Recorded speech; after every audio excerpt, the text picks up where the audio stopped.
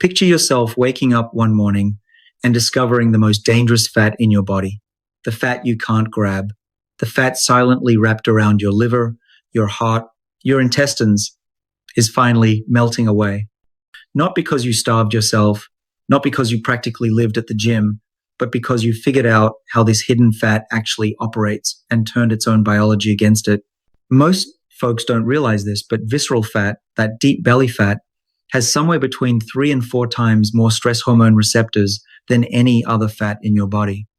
That means if you've ever questioned why belly fat feels locked in place, why it resists diets, or why it hangs on even when you're eating less, it's not your fault. It's the programming. Your body constructed this fat with a specific set of biological guidelines, and those guidelines make it resistant by design. But here's the part that changes everything. That same programming is also the opening.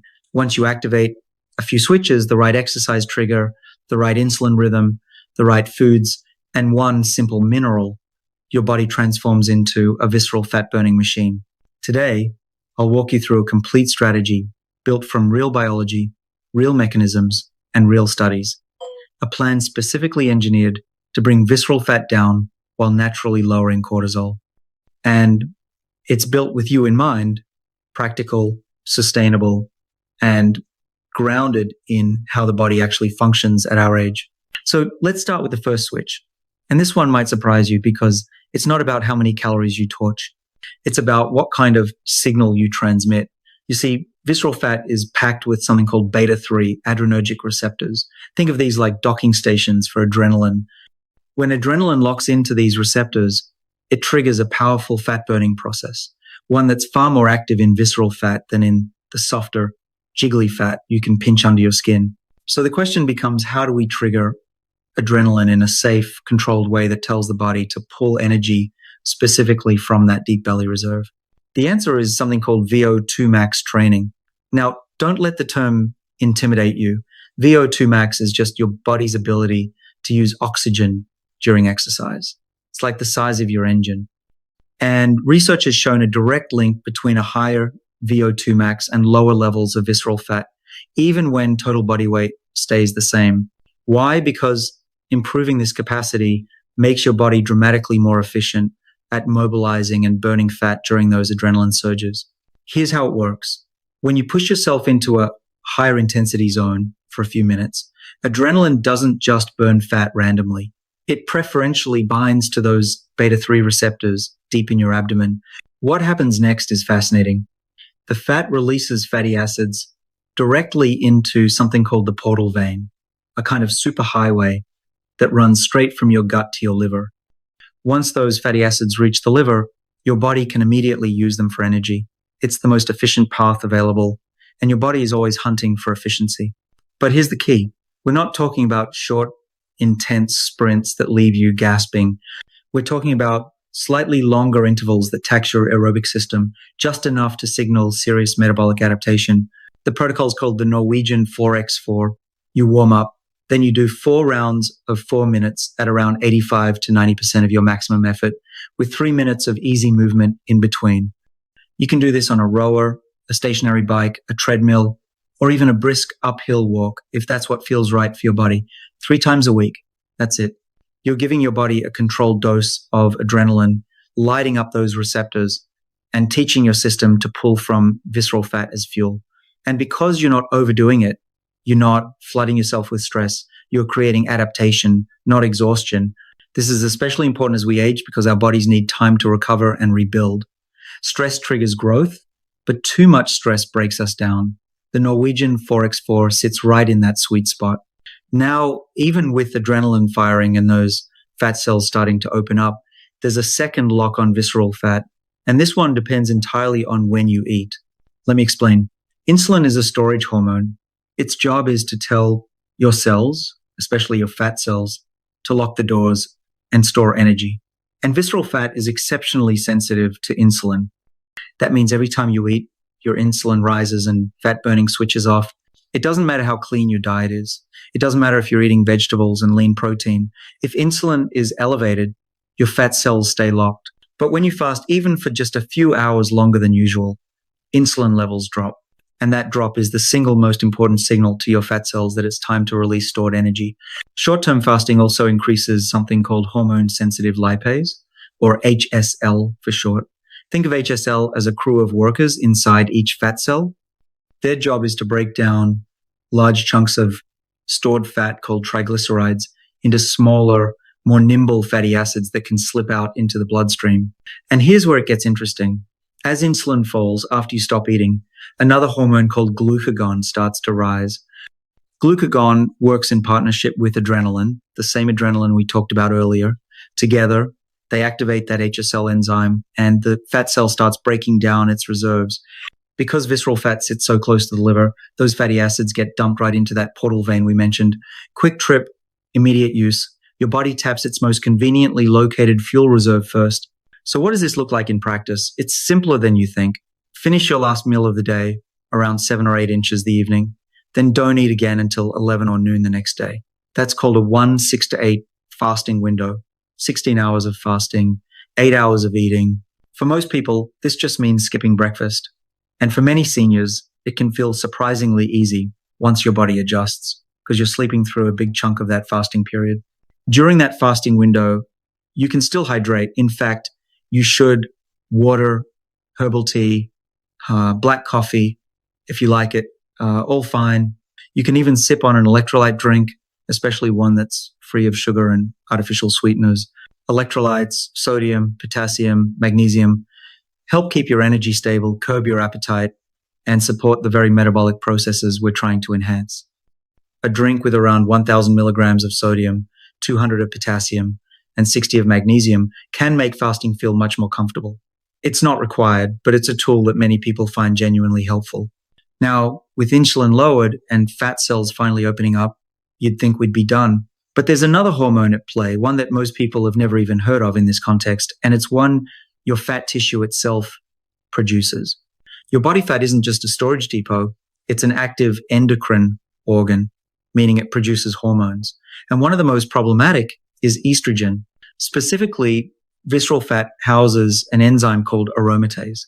This enzyme takes androgens, hormones like testosterone that help maintain muscle, energy, and metabolic health, and converts them into estrogen. And here's the vicious cycle. The more visceral fat you have, the more aromatase you produce. The more aromatase you produce, the higher your estrogen levels climb. And higher estrogen levels signal your body to store even more fat in estrogen-sensitive areas like your belly. You're literally fueling the fire. And if you've ever wondered why someone who drinks a lot of beer, a highly estrogenic beverage, tends to develop a classic beer belly, this is why. The biology is creating a feedback loop that's hard to escape unless you know where to intervene. So how do we shut down that engine? The answer is surprisingly simple, and it's sitting in the produce section of your grocery store.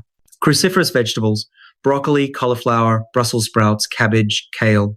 These vegetables contain a compound called indole 3-carbinol, or I3C. When you eat them and your body digests that compound, it converts into something called DIM, diindolyl methane. And DIM does something remarkable. It helps your liver metabolize estrogen and excrete it in a healthier, less potent form.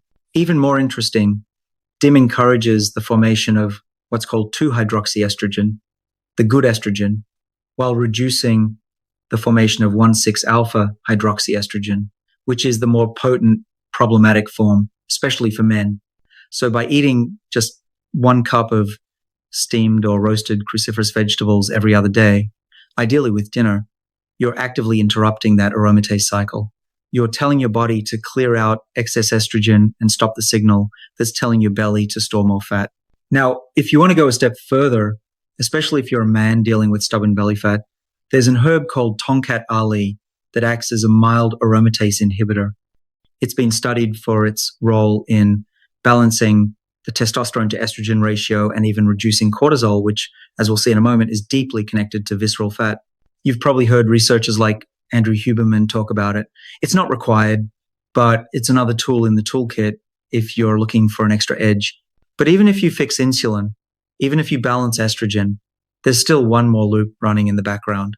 And this one might be the most powerful of all. Let me take you inside the fat cell for a moment. We've already talked about how visceral fat has more cortisol receptors than other fat, but it gets crazier. Visceral fat is loaded with an enzyme called 1,1-beta-hydroxysteroid dehydrogenase type 1. I know that's a mouthful, but here's what it does.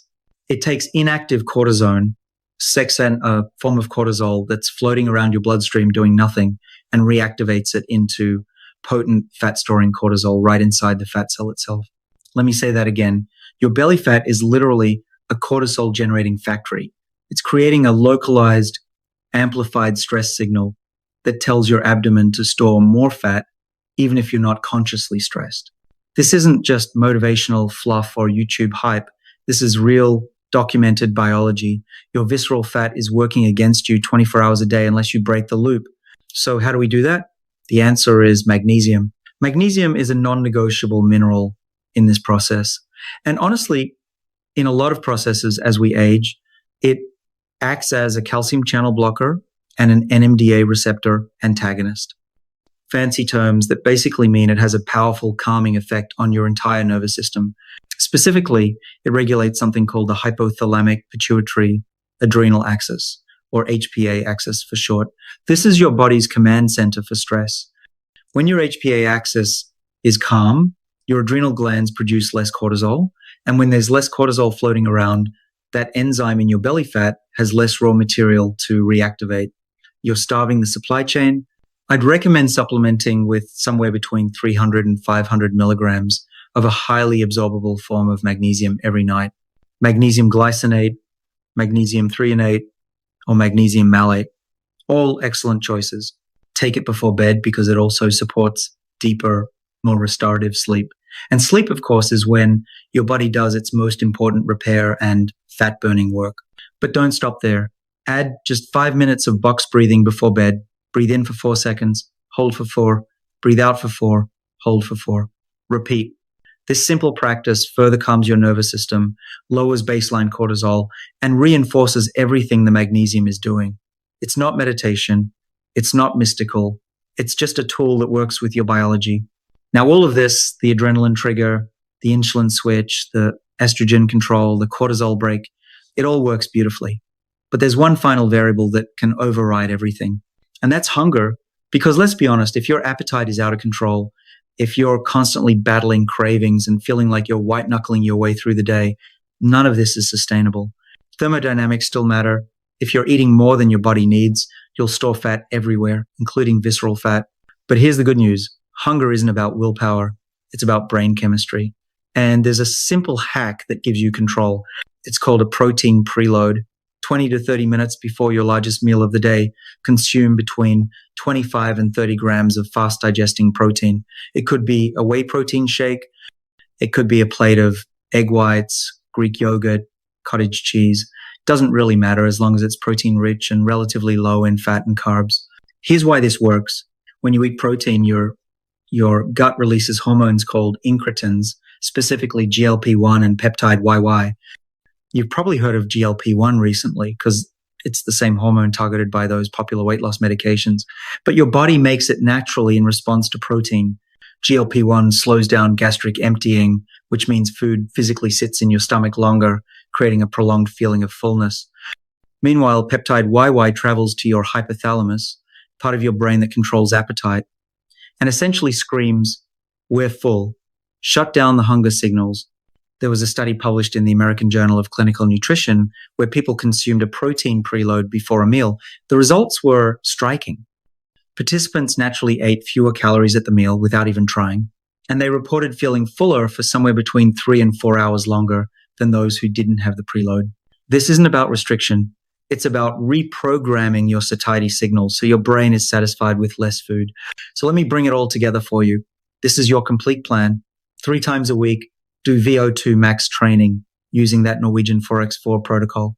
You're triggering adrenaline and teaching your body to mobilize visceral fat. Every day, or at least most days, practice a 6 to 8 fasting window. Skip breakfast, finish dinner by 8, and keep insulin low so hormone-sensitive lipase can do its job. Every other day, eat at least 1 cup of cruciferous vegetables with dinner. You're managing aromatase and clearing excess estrogen. Every night, take 300 to 500 milligrams of magnesium and spend 5 minutes doing box breathing. You're breaking the cortisol amplification loop. And before your biggest meal, use a 30-gram protein preload to activate your natural GLP-1 and peptide YY, keeping hunger under control. This is not a harsh diet. It's not punishment. It's a 30-day rewiring of how your body uses fuel. And for many people, especially those of us over 65, this approach finally makes fat loss feel possible again.